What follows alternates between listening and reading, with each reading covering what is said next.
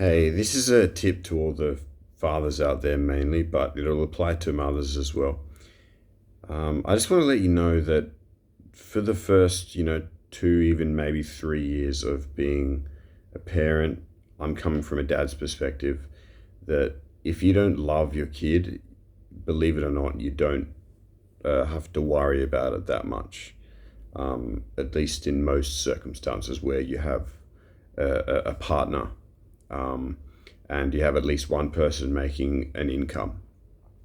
Um, so my situation is my wife's Chinese, and I live in China. And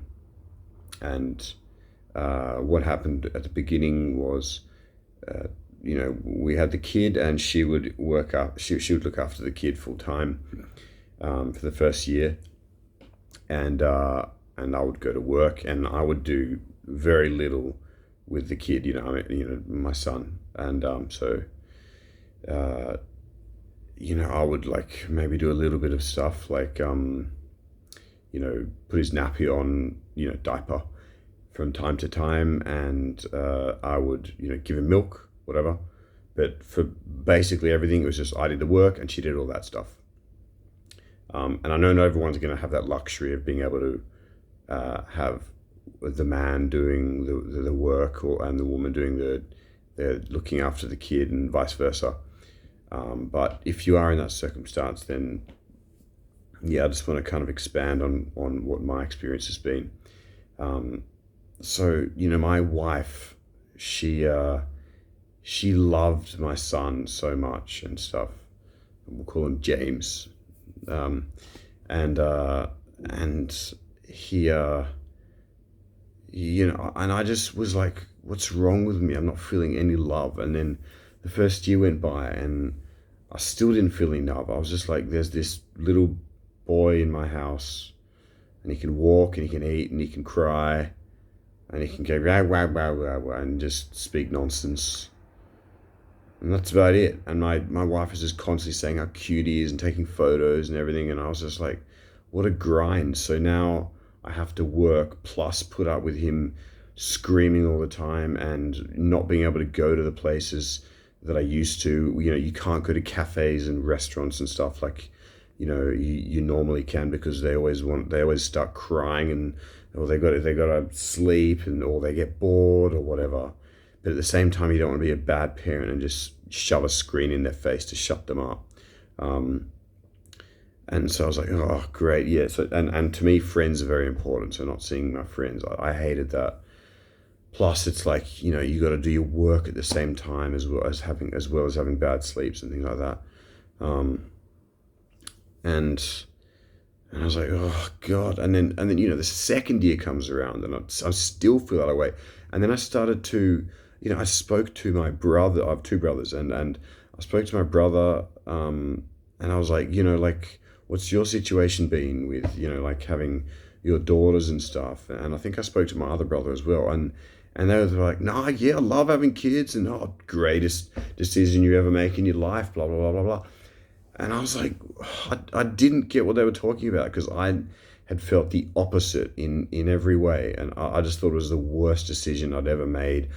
I only made it because I felt it was my obligation as a man to my wife to at least have one kid. I still don't want another kid, because just those first, say, 6 months or whatever, especially 7 weeks where you don't get any sleep, is just torture. um, but there's a whole bunch of other things, like worrying about, oh, when they get sick, they can't communicate to you. So you just got to guess everything. Like, do you take them to the hospital, or is it just a cold? It's just infuriating. I just couldn't bear it. Um, and, like, so basically, my brother didn't give me any support. Like when I said I didn't have any have any love for my kid. Like, have you ever felt this way? What do I do about it? And he was like, well, I don't know what to tell you. Like, just like I was completely a weirdo, crazy person and stuff. And I spoke to all these other people, strangers and stuff. I spoke on things like, not monkey, but something similar to it, and nobody else shared my experience. But then once my son turned like 2.5 and 3, then he became very fun. Now, this is where I might diverge from some other parents, but I really, really care about education a lot, and I do know quite a lot about it. It's called educational psychology, which is not the same as being a psychologist in a school where you make the kid feel better when he's sad. It's got nothing to do with that. All it means is the science of learning. That's all it is. So I've read tons and tons of books on it. I've never studied it formally, but I've read lots of books on it, and I find it fascinating. And I just want to implement all what I've learnt onto my child, and seeing it all work and stuff, and seeing your child develop and stuff. It's amazing, you know. So since 2.5, you know, I've been doing all these things. You know, like I taught him to ride a bike, you know, just with 2 wheels, no training wheels, before he was 3, like right before he turned 3. By the way, that's a thing that I really encourage you to do, and it also will push your desire, like to start, you know, like enjoying having a son or a daughter more, making them do interesting things sooner. So, made him learn to ride a bike. You know, it's fun having a bilingual child, you know, because I only speak English to him and my wife only speaks Chinese to him. So as I started to see his English develop, that was really fun. It's, you know, it's kind of cute seeing his little mistakes and stuff that he made. It was funny. And I'd see him use Chinese grammar to say English phrases and stuff and what like that. And you see these little cute things. Other things that I do is like, one thing I suggest that you could do is you could look up what the International Baccalaureate curriculum is, the IB system, and it goes on about critical thinking and, you know, emotional things, and you know, how to foster it all. And you know, even if you don't have the money to send your kid to an IB school, if you try to learn about it and all that, and also recommend reading a short book called Make It Stick. You can just learn so much, and you can just apply it all to your kid, and it's just the greatest feeling in the world, seeing your child get smarter and smarter and smarter and more capable. Like, for example, like I regularly talk to my son. I always like ask him like what he kind of wonders about, and everything that you can do with a kid standardly, you know, kind of in a standard way, you can make it become more interesting. So don't just like, so for example, I read all the Peppa Pig books to him. I try to limit his screen time as much as possible. So for example, when I read a Peppa Pig book, I don't just go, oh, Peppa Pig went to the market and then he bought a banana. Okay, the end. I'm not like that. It's just like, I'll be like, I always try to use the critical thinking questions to really like develop his brain to the highest potential. So it's kind of like you have like a base IQ, and then you try and expand the IQ, or you try and expand the brain capacity to its full level, you know, kind of like putting all the petrol in the car and making sure the engine runs well, clean the car. It's kind of like that, you know, you make it to the best it can run. So that's kind of what I'm doing with my son. So when I read him a book, I make sure not to ask him what questions and stuff, because what doesn't help you develop your brain power. What is just like you remember things and that's it, you know, like this is that, okay, done. That doesn't do anything. But if you ask things like hypothetical questions, like for example, what would you do if you were at a fruit shop, you know, like, and you see what they say, you're like, oh, let's see what they say. I'd go and talk to other people, or I'd go and buy a banana. And then you can just say, you just do follow-up questions. Why would you choose a banana? Oh, because it's yellow and I like the color yellow, or because it's because it tastes nice and stuff, things like that. You just do these follow-up questions. So you just need to remember the basic things of critical thinking questions, like, you know, so what would happen, why this, how this, just stay away from what and when. Just stay away from those questions. You can also focus on what do you think this person is thinking? Why do you think they're thinking that? Like, what evidence do you have to show that they're thinking that? Like, for example, what I often do in a Peppa Pig book is like, in the Peppa Pig book, the mum doesn't like spiders, and you see this picture of her going "Ooh," like that in one of the pictures, and I'm like, how do you think she's feeling, James? And he'll be like, oh, scared, and I'm like, how do you know that? And he'll be like, oh, because her face is like that. I'm like, yes, very good. Okay, so that's kind of a bit of education solved. I do many more educational things. Like, for example, one thing that I think is wrong that a lot of people say is clean up all your toys after you uh, uh, finish playing with them. I don't agree with that, and there's also science to back it up, so you don't have to take my word for it. If you leave things somewhat messy, what you should do is you should group things around a house, so you don't step on them, but they're always visible. Like, for example, the easiest way to imagine this, I remember my mum had a guitar and she put it under the bed in a case, and no one ever played it. And then I took it out of there and I put it in the sitting room, and then I played it every single night, and then I ended up playing guitar for 4 years and I got really good at it. So if you have all these different toys in the sitting room or whatever, then the kid can just go around, like, play with blocks, and then he thinks of another thing. I'm like, oh, okay, I'm going to do a puzzle now, or whatever, like that. And that's really good for the brain, for being creative, and making new connections with this and that. And then, like, once they become adults, they can be like, oh, this is kind of like that, and like that. Oh, and then they can problem solve easier. So when they're in a high stress environment, they can kind of, make quicker decisions that are right, more likely to be right, and they can be more creative in coming up with ideas as well. And then they'll, get a higher salary, and their jobs will be great, whatever. And I also make sure that he's, as I said, he learned to ride a bike. So you foster that aspect of them, and then you can do, supposedly boring things as well, like maths. So what I did was, like, I started off with marshmallows, like, just, the small ones like that you can put in hot chocolate.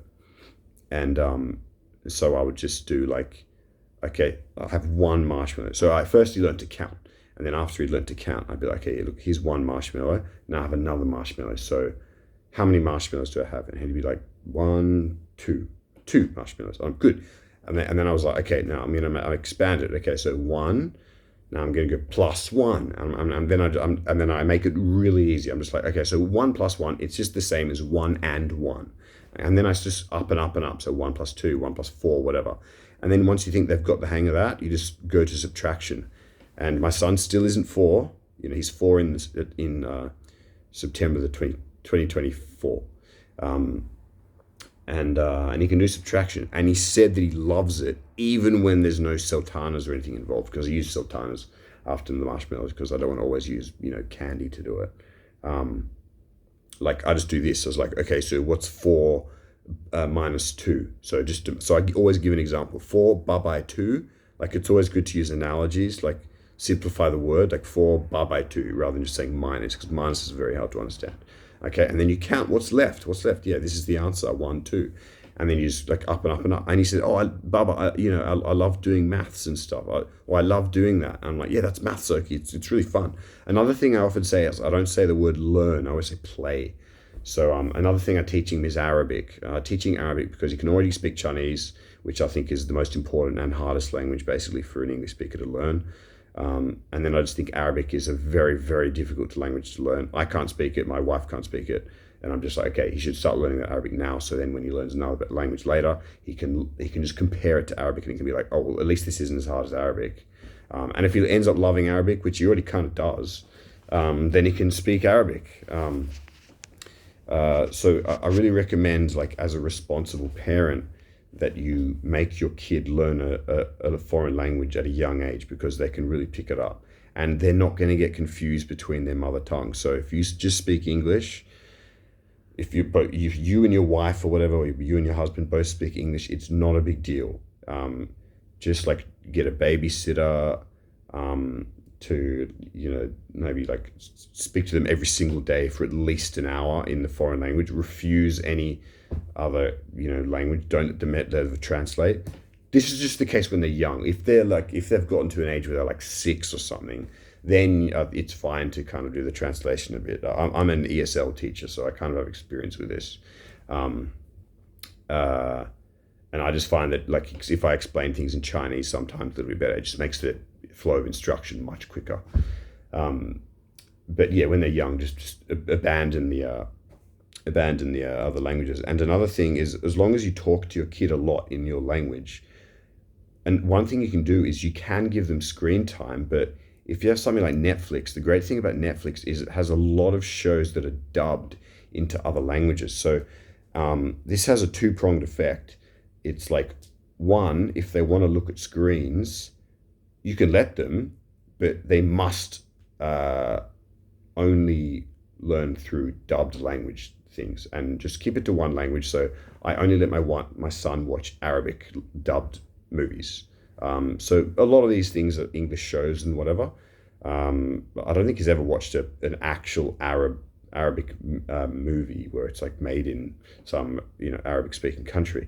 But it's all dubbed in Arabic, and he actually kind of gets it. Like he'll just naturally repeat some Arabic. It's just in their blood to repeat to repeat language at that age. Um, and when he does, he seems so proud all the time, and then you can just like kind of learn some basic of the other language that he's learning along with him. So, for example, we play this other game called Sets every night as a ritual before bed. So my ritual, which I highly encourage you to do, it's a very, very basic ritual. It's just we play 2 rounds of sets, which you can start at the age of 3, maybe even 2.5. I would say 3 is probably the youngest though. And all you have to do in that game is, it's got 3 different shapes, 3 different colors, and 3 different patterns, and 3 types of quantities. So, for example, there'll be a 3 of purple filled diamonds, and then he's got to find every category that has anything to do with any of those aspects in it. So, like, I'll be like, okay, what's his category, Oki? Okay, there you go. I've given him away. I've given you away his name. So his name's Oki. What's his category? And he'll say like something. Oh, this is the purple diamond category, and can get as advanced as like the 3 purple filled. 3 purple lined. I think you can get up to 4 things, something in category like that. And that's really good. So what that's doing is it's helping him to categorize things, and find patterns in life. And then after you've found the category, once you've made your child find the category, you say, what's the difference between these cards? And then that's letting them find differences as well. And then if they're good at this in life, finding similarities and differences, then they have a massive advantage. So even just playing that basic card game actually develops math skills, believe it or not. And then you'll notice that they'll start making associations amongst, just when they're like walking around life, like, oh, dad or mum or whatever, that lion is a bit different to that lion statue. Like, that one's mouth is open and that one isn't. But they're both lions, like stuff like that. And then you praise them for it, and they're amazing stuff. Another thing you want to do with your child is, that you may have heard of it, it's called growth mindset. Every single time they fail at something, you say, that's a good thing that you failed. It doesn't matter. All you need to do is try again. Like, now you know that you shouldn't do that. So you just think of how you can make yourself better, and then you just try again. And look, anything hard, nobody gets the first try. So just do that. And then you see them like, my child, he cries all the time if he doesn't get something first try. I'm just like, but don't worry about it. You just try it again. I guarantee you'll get it within 10 tries. And I'm right most of the time. And he gets to this point where he's angry if he's not achieving something very difficult. And look, I know that this is just my son, but I'm just saying that this is some basic advice of like how to kind of raise a kid a bit, and uh, like you don't have to send them to some expensive school to raise them. All you need to do is like read one or two books, and this kind of stuff to make them develop into like a really well-rounded person just takes uh, I don't know, an hour a day. So say you're a really hard worker and you work like, I don't know, 10-hour days or something. If you can, as long as you don't come home at like 11 at night, then if you can just fit in like an hour after dinner or whatever with your kid, then just do this stuff and just try and vary it up. You know, do some foreign language time, do some reading time, do some maths games time, do some categorization time, you know, just all this different stuff, and make sure all the screens are all in a foreign language. And if they hate learning in the foreign language, like if they hate watching a foreign movie, you know, like, oh, I hate watching this show in Arabic or in Chinese or Japanese or whatever, then just say, okay, fine, we don't have to look at screens then. So it's like you've won. It's like they're either going to pick up a foreign language or they're not going to look at screens. They're going to go and play with their blocks or something, you know. So that's how you solve that problem. Um, but they'll always want to watch the screen. I guarantee it. Um, yeah, and you'll start to find that you're not the worst person in the world. That it's normal for, I would say, I'm guessing it's something like maybe 10% of mums and dads to like really not like the first um, uh, few years of having their son, so or daughter. So I basically my point is, I just want to let you know that if you're normal, if you don't love your kid for the first 2 or 3 years, you're not a freak, and maybe even 4 years. I don't know, but for me, it really clicked in at like 2.5. And it just gets more and more fun from there once they start to be able to communicate, and you can just like they are your oyster to build. You know, you can make them become from this boring blank slate to this amazing person as long as you know kind of how to do it, and you're on the journey with them, making them become this amazing thing. You're shaping them in, you know, you're being the artist painting this beautiful artwork rather than just letting other people paint this crappy piece of art. You know, it's like all up to you and you're making it beautiful. And yeah, so that's my point. Yeah, if you have any questions or whatever, then like feel free to leave any comments. But yeah, this is mainly just for dads, because I just find that dad support groups are so few and far between. It's mainly for mums. So yeah, I hope I was of some help.